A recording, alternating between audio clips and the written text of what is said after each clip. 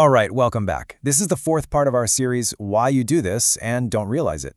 And today we're getting into something so many of us struggle with. Why on earth we sabotage good things right when they're about to work out. Let's get to the bottom of this. So, if you've ever gotten right to the edge of something great, a new job, a healthy relationship, a personal goal, and then out of nowhere you hit the brakes, this is definitely for you. We're going to unpack the real reason this keeps happening. I mean, that's the big question, isn't it? Why would you put in all that work, all that effort, only to mess it all up the second it starts to feel real? It makes no logical sense, but, there's a much deeper reason we do it.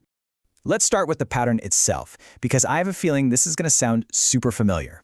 It's that frustrating cycle of almost getting what you want, only to end up right back where you started. It always starts out so well. You're actually doing the thing. You're consistent, you're building momentum, you can feel things getting better in your career, your relationships, maybe even your bank account. And for a minute, you get this quiet, little hopeful feeling, like, hey, this is actually working. And then, the shift happens. That amazing consistency and momentum suddenly gives way to procrastination. Then the doubt starts creeping in. Can I really do this? Do I deserve this? And before you even realize it, you've retreated. You're back to your old, familiar patterns. And this gets to a really deep truth. We think the hard part is just surviving tough times. But honestly, for a lot of us, the real challenge is learning how to tolerate the discomfort of positive change, when life is basically asking you to level up and become a new version of yourself. So if it's not that you don't want it, what's going on? Well, let's try looking at this a different way. Self-sabotage isn't some character flaw.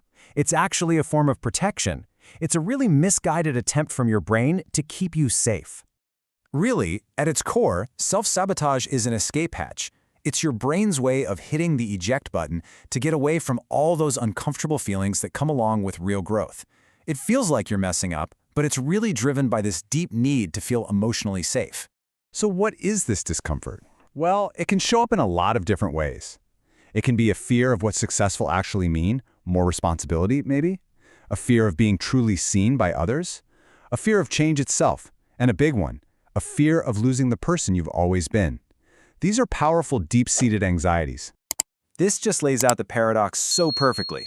Why do we stick with bad situations sometimes? Because even though they're painful, they are familiar. Our brain knows the rules of that game. But good situations, they're hopeful, sure, but they're unfamiliar. And to our primal brain, unfamiliar can feel a whole lot like dangerous. Just think about it for a second. Have you ever known someone, or hey, maybe it's even you, who seems to almost thrive in chaos, but gets really anxious and antsy when things are calm and going well? It's not because they love struggle. It's because it's what they know. So, this all leads to this huge internal tug of war.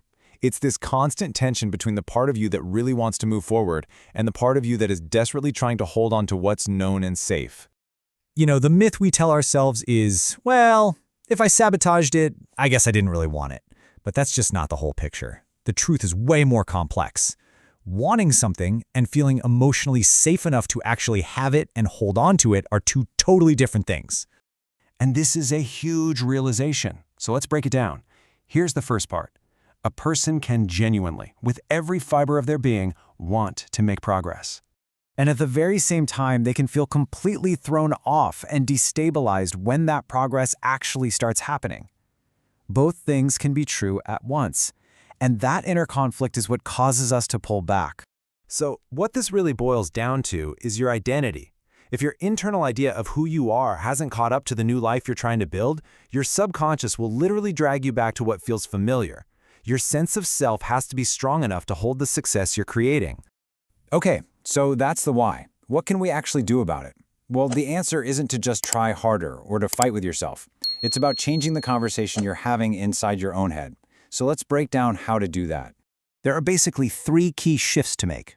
First, we have to stop asking, "Oh, why did I mess up again?" and start asking a much better question. Second, we have to get good at spotting sabotage when it's still just a small thing. And third, this is huge, we need to learn to tell the difference between feeling uncomfortable and being in actual danger. So here it is. This is the better question. Instead of beating yourself up, just get curious. Ask yourself, what about this good thing, this success, this healthy relationship, what about it feels emotionally difficult for me to hold right now? See how different that feels? It's about understanding, not shame.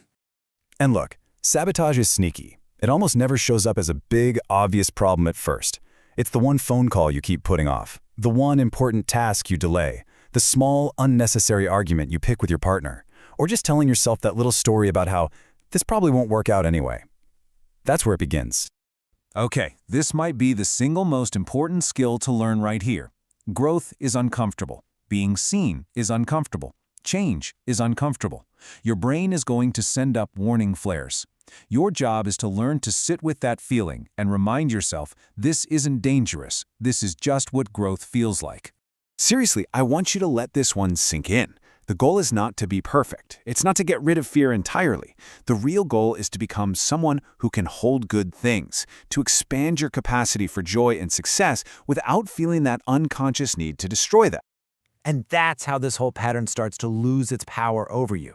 It's not because the fear magically disappears. It's because you get better at seeing it for what it is, that old, misguided protection system, and you simply stop letting it be the one in the driver's seat. So I'll leave you with this question to think about. Instead of focusing on what you might mess up, let's flip the script. Ask yourself, what good thing are you ready to finally receive? What are you ready to build and accept and actually hold on to? That's where all the good stuff begins.